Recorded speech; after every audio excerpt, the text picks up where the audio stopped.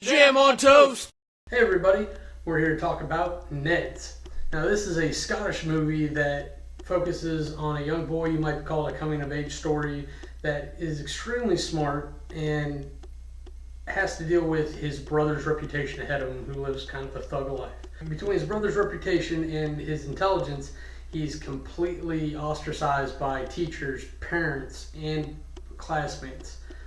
Without anyone to turn to in a positive light, where else does he has to go but he falls into the thug life, and that's what this movie is about. My like it for this is definitely going to be his little sister Elizabeth covering her ears and saying "I'm gonna go eat worms" in a Scottish accent, most adorable Scottish accent, at the top of her lungs.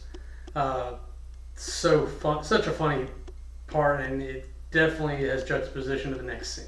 My hate it is we have another movie that just doesn't have an ending. I just don't understand why that's a thing.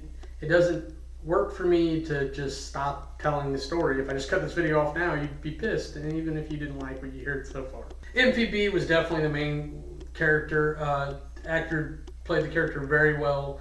The story was all about him and what he's going through, and without a proper ending, I can't say that he carried it all the way to the end, but he did a very good job while he was on the screen, despite what crazy stuff they had him doing. Let's move on to the categories. Aesthetics. This is a Scottish movie. It's kind of independent looking, I guess, and there's something about Scotland that just is friggin' drab looking on camera. I don't know if it's the way they make their buildings, the weather, but I'm going to go with a 65.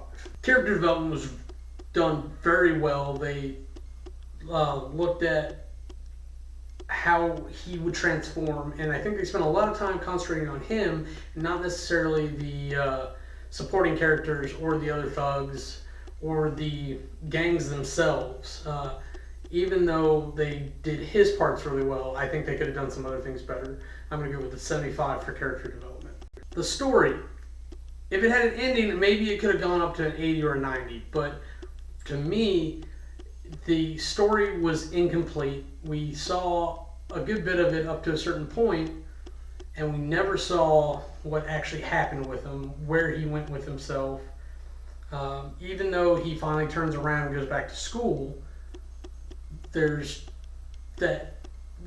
no closure to say that, like, yes, he's going to go on, and he's smart, still smart, so he's going to go on to college. Storyline gets a 60. Now, despite the story being how it is, your minute-by-minute compulsion is just there. You want to know what's going on with this guy. You want to know why it's so weird. And while the accents might be hard for you to understand, you want to know what the hell's going on, why it's like this, why that dynamic is there with the characters. And I gotta say, it keeps you intrigued. I found Compulsion to be an 80. Now, if we total everything up, that gives us an average of 70. A decent movie. I'm not going to say it's for everyone. I'm not going to say it's a must-see. It's a darker, more gritty movie, and if you're a production snob or you would prefer something heartfelt, do not see this. If you can handle it, I recommend you see it, and if you like Scottish accents, this is definitely one of the movies to check out. Just him dealing with all the stuff with school and the gangs and his fucked up family. It really is impressive, but the lack of ending just ruins the movie for me. It almost looks like it's all set up to a Scottish version of The Grey with lions instead of wolves, which could be an interesting movie maybe, but I'm pretty sure it wouldn't take on very much more time, which is all the more reason I'm upset I didn't get an ending. So I digress. That's it for me. I'm Cam. Have a nice day.